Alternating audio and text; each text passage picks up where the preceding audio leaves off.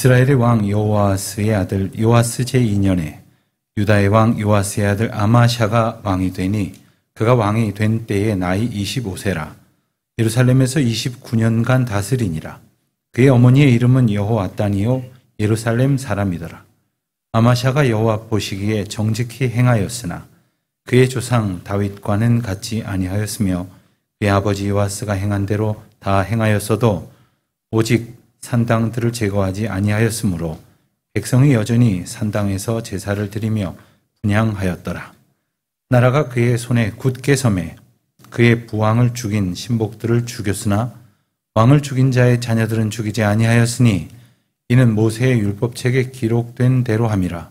곧 여호와께서 명령하여 이르시기를 자녀로 말미암아 아버지를 죽이지 말 것이요 아버지로 말미암아 자녀를 죽이지 말 것이라. 오직 사람마다 자기의 죄로 말미암아 죽을 것이니라 하셨더라. 아멘. 여름방학이 되면 떠오르는 한 가지 기억이 있습니다. 대학 때 여름방학을 맞아 고전을 좀 읽어보라고 한 교수님께서 몇 권을 권해주셨는데 그 중에 제가 집어든 책은 톨스토이의 전쟁과 평화였습니다. 아마 읽어보신 분은 아시겠지만 읽다가 포기하고 또 다시 읽기를 반복했던 저를 이해하실 것입니다. 아마도 그 이유는 우선은 방대한 양 때문이었지만 한 가지 더 따지고 보니까 등장인물이 너무 많았기 때문이었던 것 같습니다. 게다가 이름은 왜 이렇게 낯선지 아무리 봐도 그 사람이 그 사람 같았습니다. 그런 생각을 하게 됐습니다. 뭐 장편 소설이니까 분량은 그렇다 치더라도 왜 이렇게 많은 등장인물이 필요할까 하면서 이 작가의 심정이 잠깐 되보았습니다. 그랬더니 필요 없는 인물은 한 사람도 없었을 것이라는 생각이 들었습니다. 또 의미 없는 내용도 역시 한 줄도 없었을 것이라는 생각을 하게 되었습니다. 그러고 보니까 분량도 어떤 책에 못지않게 많고 등장인물도 아주 셀 수 없이 많은 책이 바로 성경책이 아닐까 생각을 해봅니다. 우리가 읽은 열왕기서만 하더라도 책 제목, 이름 뜻 자체가 여러 왕들의 이야기라는 말 아닙니까? 원래 하나였던 이스라엘이 남유다와 북이스라엘로 나뉘어지면서 양쪽 합쳐서 40명에 가까운 왕들이 등장을 합니다. 그 중에 몇 사람 빼고는 모두 악하고 하나님 뜻을 거스린 자들 뿐이었죠. 그런데도 이렇게 많은 사람들이 등장하는 이유가 뭘까요? 이렇게나 길게 그들의 이야기를 다루는 까닭이 무엇일까? 바로 그것이 그들의 모습이 인생의 모습이고 우리의 모습이기 때문입니다. 그들의 죄성을 보면서 우리 자신을 보라고 하시는 말씀입니다. 그들이 어떻게 살아가야 할지를 생각하면서 우리가 어떻게 살아가야 할지를 결단하라 하시는 뜻이죠. 오늘 본문에도 아마샤라는 이름의 왕이 등장을 합니다. 역시 낯선 이름입니다. 그가 누구일까? 그에 대해서 1절과 2절에서 간단하게 소개를 합니다. 그는 9번째 남유다의 왕인데 3절, 4절을 보니까 그가 어떤 그런 왕이었는지를 이렇게 설명을 하고 있습니다. 제가 표준 세번역으로 한번 읽어드리겠습니다.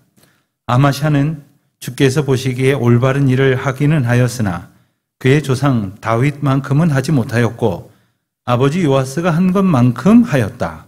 그리하여 산당은 제거되지 않은 채로 백성은 여전히 산당에서 제사를 드리며 분향을 하고 있었다. 그러니까 아마샤에 대한 요약은 바로 이렇습니다. 그는 주님 보시기에는 올바른 일을 했다. 그렇지만 다윗 왕만큼은 아니었고 아버지였던 요아스 왕 정도였다. 그 결과 산당은 그대로 남아 있었고 백성들은 그곳에서 여전히 제사하고 분향했다. 이 말입니다. 한마디로 말하면 아버지 수준에서 행했다.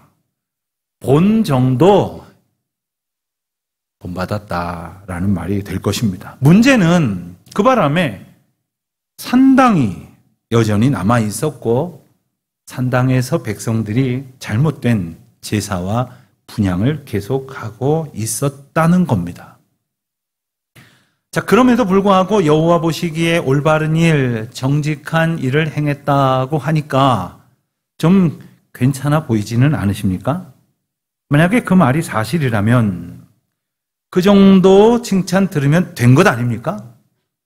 그렇지만 오늘 본문을 보니까 그렇게 칭찬하고 그치는 것이 아니라 그런데 다윗 같지는 않았다라는 말을 덧붙여 놓았습니다. 이렇게 성경이 기록하고 있는 뜻은 우리가 볼 때는 정직하고 올바른 일을 행했다고 그렇게 여길지 모르지만 하나님 보시기에는 그것 가지고 안 된다는 뜻이에요. 다윗과 같기를 원하셨다. 다윗 같은 왕으로 하나님 앞에 거하기를, 그렇게 왕 노릇하기를 원하셨다는 겁니다. 오늘 본문이 역대하에도 기록이 되어져 있어서 역대하에서도 아마샤에 대한 기록이 나오는데 이 부분을 한번 찾아보겠습니다. 역대하 25장 2절을 보면 아마샤가 여호와께서 보시기에 정직하게 행하기는 하였으나 온전한 마음으로 행하지 아니하였더라. 온전한 마음으로 행하지 아니하였다. 여기서 온전한이라는 원어의 단어는 샬렘이라는 단어입니다. 근데 이 말은 샬람이라는 원형에서 파생되어져 나온 말인데 이 말이 왜 중요하냐면 여기서 파생되어진 또 다른 단어를 우리가 잘 알고 있기 때문입니다. 바로 샬롬입니다. 그러니까 원형 뜻이 여호와께서 주신 것이라는 뜻이기 때문에 여호와께서 주신 그러한 평강의 상태가 바로 샬롬이라는 얘기예요. 여호와께서 주신 은혜, 자유가 우리가 누릴 가장 아름다운 평강이다. 이렇게 일러주시는 것이죠. 그러므로 아마샤는 하나님 앞에서 나름대로 올바른 일도 했고 정직한 일도 행했다고는 하지만 하나님이 주신 마음으로, 온전한 하나님의 마음으로 행한 게 아니었다라는 뜻입니다. 뭐 여러 가지 이유로 바르게 살아보려고 그리고 하나님께서 주신 율법을 지켜보려고 하기는 했지만 하나님 보시기에는 하나님이 주신 마음으로부터는 멀어져 있었다는 거예요. 이 아마샤가 어느 정도로 여호와의 율법을 잘 지켰는지를 보여주는 사례가 5절 이하에 소개가 됩니다. 그 이야기는 어떤 사건을 배경으로 하고 있습니다. 열왕기하 12장 20절 21절에 보면 그의 아버지 요아스가 신복들에 의해서 죽임을 당하여, 즉 반역의 결과로 죽고 그의 아들 아마샤가 왕이 되었다는 이야기가 나오거든요. 그러니까 아마샤 입장에서는 바로 이들이 반역의 세력이었으며 자기 아버지를 죽인 자들이었습니다. 그들의 원수를 갚고 싶지 않았을까요? 공의를 바로 세우기를 원하지 않았을까요? 그렇지만 아버지를 죽인 자들도 그리고 자신을 왕으로 세운 자들도 같은 세력이었기 때문에 쉽지는 않았을 것 같습니다.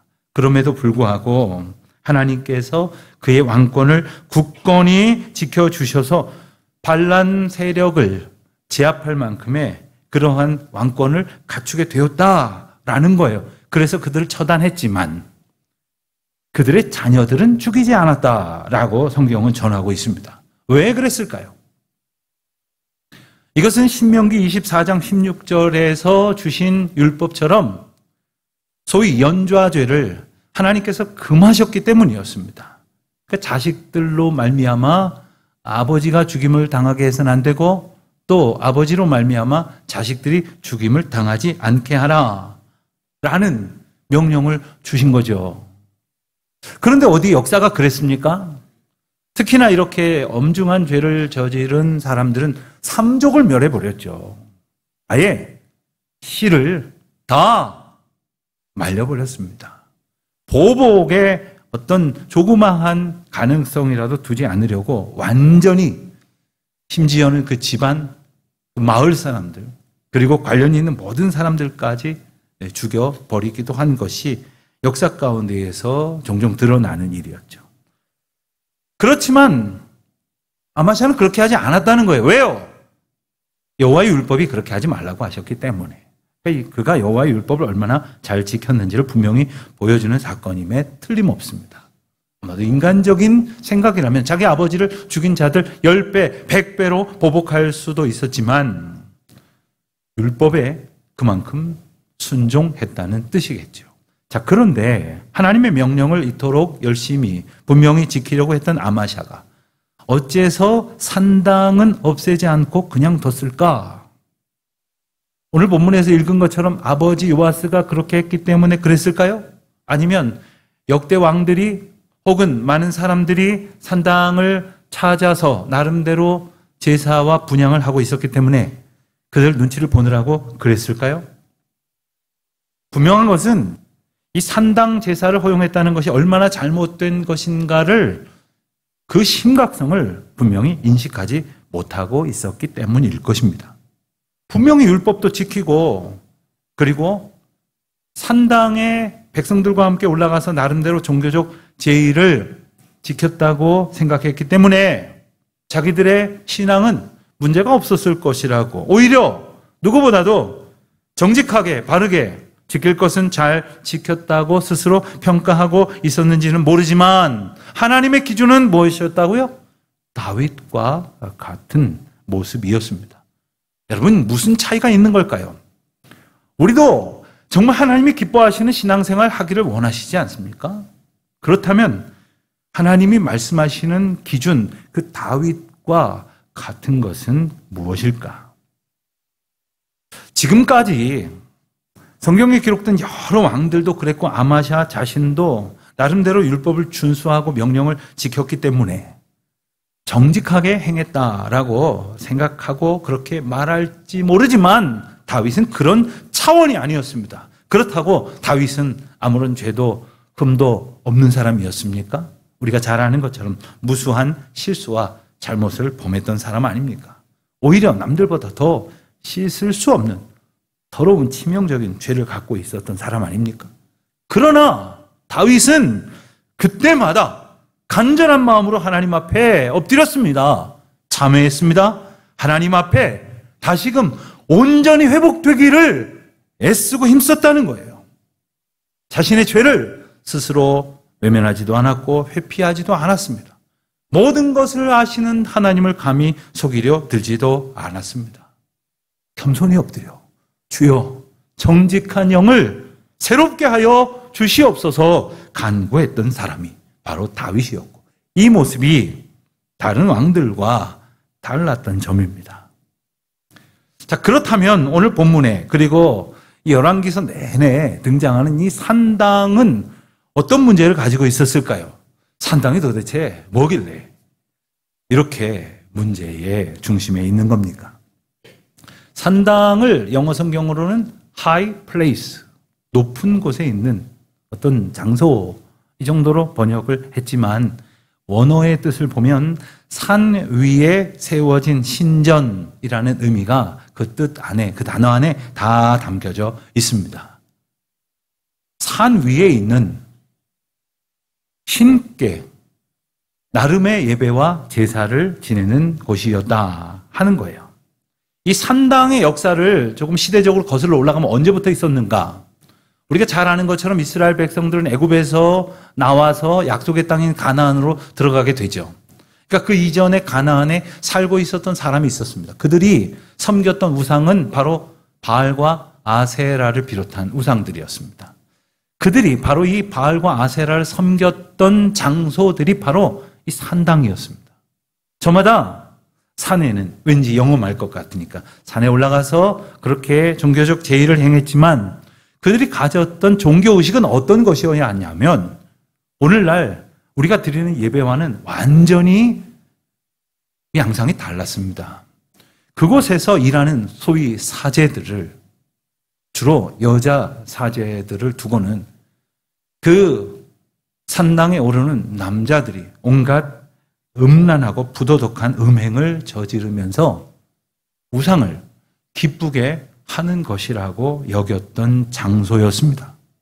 그렇기 때문에 하나님께서는 이스라엘 백성들을 가나안에 들여보내시면서 가나안에 들어가거든 가나안 족속들을 다 멸하고 몰아내라 명령하셨습니다. 그리고 산당도 다 파하라고 하셨던 거죠. 그런데 이스라엘 백성들이 가나안에 들어가는 과정에서 하나님 말씀을 온전히 순종하지 아니하고 그곳에 있던 소위 7족속, 가나안에 살고 있었던 원주민 7족속을 그대로 남겨두는 큰 잘못을 범합니다.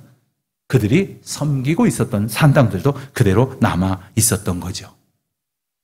그리고는 뒤섞여 살게 되었던 것입니다. 그런데 문제는 하나님을 온전히 섬기도록 계명과 율례를 받고 그리고 인도하심을 받았던 백성들이 그들의 제사 모습을 보면서 마음을 뺏겼던 거예요. 흉내내기 시작을 했던 거예요. 이리저리 휩쓸렸던 거예요. 심지어 산당을 들락거렸던 것입니다. 하나님의 백성은 하나님께서 정해주신 방법에 따라 하나님께만 예배해야 했는데 우상 숭배자들과 뒤섞여 버리고 말았던 거예요. 하나님께서는 솔로몬을 통해서 성전을 짓게 하셨습니다. 여기는 대단히 중요한 의미가 있는데 그렇게 자기 마음대로 예배하지 말고 오직 하나님께서 허락하신 성전에서 지금까지 성막에서 드리게 했던 바른 하나님을 기쁘시게 하는 온전한 예배와 제사를 드리라고 일러주셨지만 백성들은 산당에 가는 것이 한편으로는 편하고 한편으로는 즐거웠거든요. 뭔가 자신의 육체적인 욕망과 탐닉을 만족시킬 수 있을 것이라고 생각했기 때문에 끊어내지를 못했던 겁니다. 그러던 중에 남유다와 북이스라엘로 갈라졌죠. 남유다 백성들은 예루살렘에 가서 예배를 드리면 됐는데 북이스라엘 사람들은 남유다까지 오가다 보면 북이스라엘 나라의 어떤 그 틀이 깨질 것을 염려한 여로보암 왕이 아예 못 가도록 막으면서 단과 베델에는 단을 쌓고 거기에 금송아지를 만들어 놓고 그리고 아예 곳곳에 있는 산당에 가서 예배 드려도 된다라고 말했던 겁니다. 그러니 백성들은 하나님 앞에 명하신 대로 온전히 제사를 드리고 예배를 드리는 것이 아니라 자기 멋대로 자기 즐거움을 뒤섞어 가면서 거짓된 사기 제사를 지내고 있었던 거죠. 그래서 남유다의 여러 왕들이 우상도 제거하고 그리고 하나님 앞에 선한 왕이라고 인정을 받으면서도 끝끝내 산당을 제거하지 못했던 겁니다. 그리고 산당을 제거했던 몇몇 정말 하나님 앞에 온전한 왕들에 이어서 등장한 악한 왕들은 오히려 산당을 다시 만들어 버리기까지 했던 거예요. 이것이 바로 이스라엘 백성들에게 오래도록 있었던 이 산당의 문제였습니다. 그러니까 주님이 주신 온전한 마음으로 하나님을 예배하지 않으면 어떻게 될까요? 자기 마음대로, 자기 마음이 휩쓸리는 대로 그렇게 종교적 제의를 행하면서도 하나님 앞에 나는 예배를 드렸다라고 여기게 된다는 겁니다. 여러분 오늘 살아가고 있는 우리는 과연 주님이 주시는 마음으로 주님이 기뻐하시는 그런 예배를 드리고 있는지를 한번 생각해 보십시다. 조금 보는 관점에서 다른 부분이 있을 수 있겠지만 이 말씀을 준비하면서 제게 들었던 생각은 불과 몇 년 지나지 않았지만 코로나가 한창이던 시절에 우리가 드렸던 지금과는 다른 형태의 예배의 상황을 떠올리지 않을 수 없었습니다. 그때 어떤 분이 제게 이런 고민을 이야기하셨습니다. 목사님, 집에서 노트북을 켜놓고 목사님 모습을 보면서 예배를 드리려니까 처음에는 정말 간절한 마음으로 드리기도 했는데 좀 시간이 지나니까 제 자신이 흐트러지는 것을 부인할 수가 없습니다. 갑자기 띵동 카톡 하고 올라오는 것들 다 찾아다 보게 되고 그리고 갑자기 생각나는 것 열어서 보다가 뭐 주문도 하고 그리고 뉴스도 보고 그리고 누구랑 이야기도 하고 그러면서도 켜놓고 앉아있으니 내가 예배를 드렸다고 스스로를 속이고 있던 시절 말입니다. 그런데 문제는 이제는 다시 돌아와 하나님 앞에 온전한 예배를 드릴 수 있는 은혜를 얻었음에도 불구하고 여전히 내가 더 편한 방식, 나를 더 만족시킬 수 있는 방식은 없을까? 여전히 산당에서 내려오지 않고 있는 이들이 너무나 많다는 거예요. 우리 자신도 그렇지는 않느냐는 거죠. 다윗은 어떻게 예배했을까요? 다윗은 하나님이 원하시는 것이 무엇인지를 생각했습니다. 그래서 하나님께서는 그저 형식적으로 많은 횟수 그리고 거창하게 그렇게 예배 드리는 것이 아니라 오직 하나님 앞에 상한 심령으로 나오는 거룩한 백성의 예배를 원하셨다는 사실을 깨닫게 되었던 겁니다. 다윗은 시편 51편 17절에서 이렇게 노래합니다. 하나님께서 구하시는 제사는 상한 심령이라. 하나님이여 상하고 통회하는 마음을 주께서 멸시치 아니하시리라. 그렇습니다. 다윗은 무엇으로 인하여 애통했냐 하면 자신의 죄로 인하여 하나님과의 관계가 깨어지는 것, 하나님으로부터 멀어지는 것, 하나님으로부터 도망하려고 하는 자기의 죄성이 너무나도 안타까웠던 거예요. 그 마음을 가지고 주님 앞에 다가가는 것, 주께서 이 마음을 멸시치 아니하실 것이라는 그러한 은혜를 소망하는 것이 너무나도 중요함을 그는 깨달았던 것입니다. 비록 그는 죄 가운데 있었지만, 비록 말할 수 없는 더러운 허물 가운데 있었지만, 그 가운데 나아가 주님의 은혜로 우리를 새롭게 하시는 주님의 사랑 앞에 거하는 것, 그것이 가장 큰 기쁨이라는 사실을 깨닫게 되었던 것이죠. 사랑하는 성도 여러분, 오늘 우리가 과연 얼마나 훌륭하고 바르게 살았길래 오늘도 이렇게 예배할 수 있는 은혜를 주셨을까요? 놀랍게도 아마샤가 이렇듯 하나님 앞에 부족한 모습이었음에도 불구하고 하나님께서는 아마샤에게 큰 복을 주셨습니다. 오늘 말씀 뒷부분에 나오는 이야기 중에 하나는 이런 게 있습니다. 에돔과 소금 골짜기, 염곡이라고도 성경에 기록된 곳에서 아주 지정학적으로 중요한 위치에서 전쟁이 벌어졌는데 여기서 큰 승리를 거두고 10,000명을 죽이고 큰 승리를 거두게 되었다는 거죠.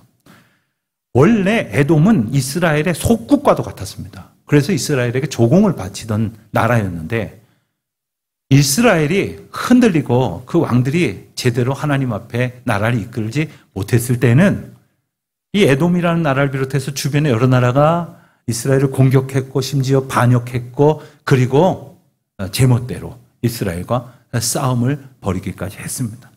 그런데 하나님께서 남유다를 복주시니까 나라가 강건하여지고 그리고 그가 이끄는 유다의 군대가 에돔을 무찌르고 그 온전한 관계를 다시금 회복시킬 수 있을 만큼의 복을 얻었다는 말씀이에요.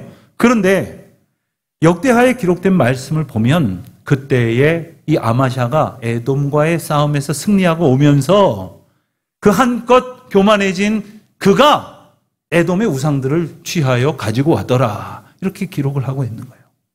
하나님께서 이와 같은 은혜를 베풀어 주셨음에도 불구하고 오직 하나님 앞에 더욱 감사하며 나아가기는커녕 우상 하나도 취하면 우상은 많을수록 좋지 이런 생각을 하고 있었다니 이 얼마나 안타까운 노릇입니까? 오늘 우리에게 이만큼의 평강과 은혜를 주신 것은 우리의 공로 때문입니까? 여러분 많이 좀 더워하시는 분들이 계신데 새빵살이 하면 이 정도 불편함은 있어야죠.